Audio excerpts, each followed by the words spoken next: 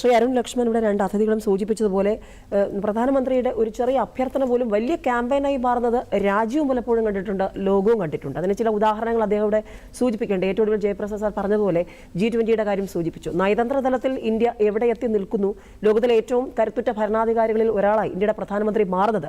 വലിയ വിമർശനങ്ങൾ രാജ്യത്തിനകത്തു നിന്നും ഒരു വിഭാഗം മാധ്യമങ്ങളിൽ നിന്നടക്കം നേരിടേണ്ടി വരുമ്പോഴും അതിനെയൊക്കെ അതിജീവിച്ച് അദ്ദേഹത്തിന് കൃത്യമായ വിഷനിലൂടെ തന്നെയല്ലേ അദ്ദേഹം ലോകത്തിലെ കരുത്തുറ്റ നേതാവായി മാറിയത്. ഏറ്റവും ഒടുവിൽ ഇന്ന് ആശംസയുമായി ബന്ധപ്പെട്ട ലോക നേതാക്കളുടെ ഓരോ പ്രതികരണവും പരിശോധിക്കുമ്പോൾ ഇവിടെ ഏറ്റവും ഒടുവിൽ അമേരിക്കൻ പ്രസിഡന്റ് ഡൊണാൾഡ് ട്രംപിന്റെ വാക്കുകൾ, റഷ്യ യുക്രൈൻ വിഷയത്തിൽ ഇടപെട്ട് അതിൽ വലിയ ശ്രമം നടത്തിയതിന് പ്രധാനമന്ത്രിക്ക് പ്രത്യേകം നന്ദി പറയുന്നുണ്ട്. അതോടൊപ്പം തന്നെ ഇസ്രായേൽ പ്രധാനമന്ത്രി ബെഞ്ചമിൻ നെതന്യാഹുവിന്റെ വാക്കുകൾ അവിടെ അതും സാർ സൂചിപ്പിച്ചു. പല ലോകരാജ്യങ്ങളും ആശയക്കുഴപ്പത്തിലേക്ക് പോകുമ്പോൾ അവിടെ ആർക്കും ഇപ്പോൾ പ്രത്യേകിച്ച് ഒരു പക്ഷം പിടിക്കാതെ എന്നാൽ എല്ലാവരോടും ചേർന്ന് നിന്നുകൊണ്ടുള്ള ഒരു നിലപാട്, ഇന്ത്യയുടെ ഈ നയതന്ത്രം, അതിനും വലിയ പിന്തുണ ലോകരാജ്യങ്ങളിൽ നിന്ന് കിട്ടുന്നുണ്ട്. ഇതിനെയൊക്കെ എങ്ങനെയാണ് കാണുന്നത്? ഇതൊക്കെ പ്രധാനമന്ത്രി നരേന്ദ്രമോദി എന്ന വ്യക്തിയുടെ വലിയ ഇടപെടൽ, ആ രാഷ്ട്രീയ നേതാവിൻ്റെ ഇടപെടൽ, അതിനെയൊക്കെ എങ്ങനെയാണ് കാണുന്നത്? നമസ്കാരം. ആദ്യം തന്നെ പ്രധാനമന്ത്രിയുടെ 75ാം പിറന്നാളിന് അദ്ദേഹത്തിനൊരു ആശംസകൾ നേരുന്നു.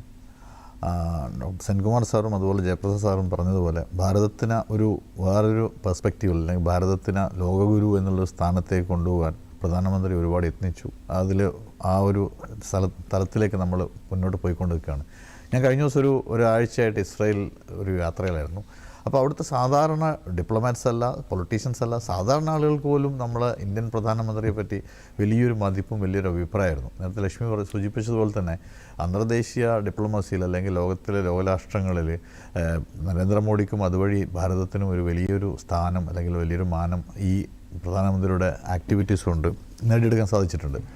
കഴിഞ്ഞ നമ്മൾ 2011-14 വരെയുള്ള കാലഘട്ടത്തിൽ ഭാരതത്തിൽ ഏറ്റവും വേണമെങ്കിൽ ഇരുണ്ടൊരു പീരീഡായിരുന്നു പ്രധാനമന്ത്രി വരുന്നതിന് മുമ്പേ. ചിലപ്പം നേരത്തെ സെൻകുമാർ സാറ് പറഞ്ഞതുപോലെ സൂചിപ്പിച്ചതുപോലെ ഞാനും അത് വളരെ സാഹൂദര്യം വീക്ഷിക്കുന്നൊരു ആളാണ്. കാരണം ആ കാലഘട്ടത്തിൽ ഭാരതത്തിൻ്റെ അകത്ത് കയറി മുംബൈ പോലത്തെ ഒരു നഗരത്തിൽ വന്ന് ഇത്രയധികം തീവ്രവാദികൾ കയറുകയും ആക്രമണം നടത്തുകയും അതിന് ശേഷം അന്ന് ഒരു ആക്ഷൻ എടുക്കാതെ അന്നത്തെ ആഭ്യന്തരമന്ത്രി, എല്ലാ ഡ്യൂ റെസ്പെക്ട്സോട് പറയാം, ശിവരാജ് പാട്ടീലായിരുന്നു. അദ്ദേഹം മണിക്കൂറുകൾ മാറുമ്പം അദ്ദേഹത്തിൻ്റെ സ്യൂട്ട് മാറിക്കൊണ്ട് നിൽക്കുന്ന ഒരു കാലഘട്ടമായിരുന്നു.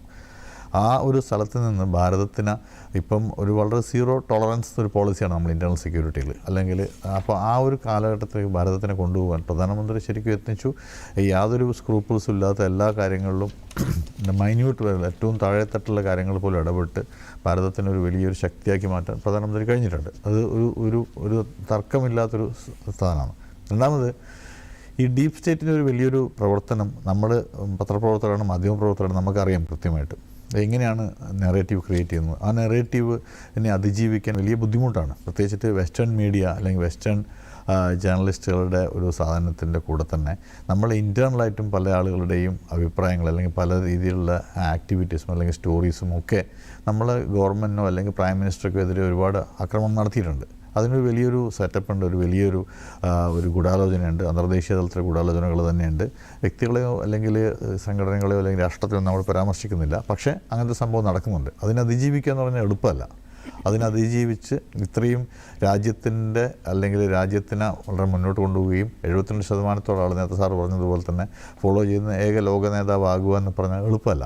അപ്പോൾ അതിലേക്ക് നരേന്ദ്രമോദി ഭാരതത്തിനെ കൊണ്ടുപോയി അദ്ദേഹത്തിന് സ്വയം തന്നെ കൊണ്ടുപോകാൻ കഴിഞ്ഞത് അദ്ദേഹത്തിൻ്റെ ഇച്ഛാശക്തിയാണ്, ഇച്ഛാദാർഢ്യമാണ്. പിന്നെ നരേന്ദ്രമോദി ഒരു സുപ്രഭാതത്തിൽ പൊട്ടിമുളച്ച ഒരു രാഷ്ട്രീയ നേതാവല്ല. അദ്ദേഹം രാഷ്ട്രീയ സ്വയംസേവക സംഘത്തിൻ്റെ ഏറ്റവും താഴെ തലത്തിൽ നിന്ന് അതിൻ്റെ സംഘടനാ ശക്തിയിൽ ഒരുപാട് സ്ഥലത്ത് വളരുകയും അതുവഴി ആ കാലഘട്ടത്തിൽ തന്നെ ഏറ്റവും താഴെ തട്ടുള്ള സംഘത്തിൻ്റെ ശാഖകളെ പറ്റി പ്രവർത്തനങ്ങൾ നോക്കി നടത്തിയ അതിൻ്റെ ഒരു ശക്തി കൊടുത്ത് വളർന്നു വന്ന് ഈ രാജ്യത്തിന് BJPയുടെ ദേശീയ ജനറൽ സെക്രട്ടറിയും ദേശീയ സംഘടനാ സെക്രട്ടറിയും ഒക്കെ ആയി വന്ന് അതിൻ്റെ ഓരോ താഴെ തട്ടുള്ള കാര്യങ്ങളും നടത്തി വന്ന ഒരാളാണ്. അതുപോലെ തന്നെ 24 വർഷം ഭരണത്തിലിരുന്നു. 13 വർഷം ഗുജറാത്തിൻ്റെ മുഖ്യമന്ത്രി, 11 വർഷം ഭാരതത്തിൻ്റെ പ്രധാനമന്ത്രി. സ്പോട്ട്ലെസ്ലി ക്ലീനാണ്. ഒരു സ്പോട്ടോ അഴിമതിയോ ഒരു അഴിമതിക്കറയോ ഒന്നും അദ്ദേഹത്തിൻ്റെ പേരിലോ അദ്ദേഹത്തിൻ്റെ ക്യാബിനറ്റിലോ ഒന്നും ഉണ്ടായിട്ടില്ല. നേരത്തെ സാറ് പറഞ്ഞതുപോലെ TT കൃഷ്ണമാചാരി മുതൽ കോൺഗ്രസിൻ്റെ പല നേതാക്കന്മാരും രാജിവെച്ച് പുറത്തു പോകേണ്ടി വന്ന് ജയിലറകളായ ഒരു കാലഘട്ടം നമ്മൾ കണ്ടിട്ടുണ്ട്. അതിൽ നിന്നും ഭാരതത്തിനെ ഒരു വലിയ ശക്തിയാക്കി മാറ്റാൻ അല്ലെങ്കിൽ അഴിമതിക്കറ പുരളാത്തൊരു രാഷ്ട്രമാക്കി മാറ്റാൻ അദ്ദേഹത്തിന് കഴിഞ്ഞിട്ടുണ്ട്. പിന്നെ ഈ പദ്ധതികൾ നേരത്തെ സാറ് പറഞ്ഞതുപോലെയുള്ള ഉജ്ജ്വൽ യോജനയെ പറ്റി പ്രതിപാദിച്ചിട്ടുള്ള ഉജ്ജ്വൽ യോജന വലിയൊരു സ്കീമാണ്. കാരണം സ്ത്രീകൾ ഇത് കത്തിച്ച് അതിൽ നിന്ന് മാറി ഗ്യാസ് കണക്ഷൻസ് കൊടുത്തു. നമ്മൾ ഗ്രാമാന്തരങ്ങളിൽ ഗ്യാസ് കണക്ഷൻ കൊടുത്തു. ഞങ്ങളൊക്കെ ഒരുപാട് ഉത്തരേന്ത്യയിലേക്ക് യാത്ര ചെയ്ത ആളുകളായിരുന്നു. ആ കാലഘട്ടത്തിൽ നിന്ന് മാറി ആ ഉത്തരേന്ത്യൻ ഗ്രാമങ്ങളിലൊക്കെ വലിയൊരു മാറ്റങ്ങൾ, ആ മാറ്റത്തിൻ്റെ ഒരു പ്രതിഫലനം രാജ്യത്തിലുണ്ടായിട്ടുണ്ട്. അത് പ്രധാനമന്ത്രിയുടെ സിംഗിൾ മാൻ ആക്ഷൻ എന്ന് വേണമെങ്കിൽ പറയാം. അദ്ദേഹത്തിൻ്റെ ഒരു വളരെ ഇച്ഛാശക്തി. അതുപോലെ ഇൻഫ്രാസ്ട്രക്ചർ നമ്മുടെ ഇൻഫ്രാസ്ട്രക്ചർ എന്ന് പറഞ്ഞാൽ ഇൻഫ്രാസ്ട്രക്ചർ ഗ്രോത്ത് അൺപ്രസിഡൻ്റായിട്ട് ഗ്രോത്താണ്. ഇൻഫ്രാസ്ട്രക്ചറിന് ഗ്രോത്തിൽ വഴിയാണല്ലോ എല്ലാ രാജ്യത്തിൻ്റെയും പുരോഗതി ഉണ്ടാവുക. അപ്പോൾ നമ്മൾ പറയും ചൈനയിൽ 8 ലൈനുണ്ട്, അതുപോലെ തന്നെ നമ്മളും കിടപിടിച്ച് കഴിഞ്ഞു. അതൊരു ഓട്ടോക്രാറ്റിക് കൺട്രി എന്ന് ഓർക്കണം. അതുകൊണ്ട് ജനാധിപത്യ രാഷ്ട്രത്തിൽ നിന്ന് അത് ചെയ്യാൻ ഒരുപാട് ബുദ്ധിമുട്ടുകളുണ്ട്. അത് നമ്മൾ ചെയ്തു.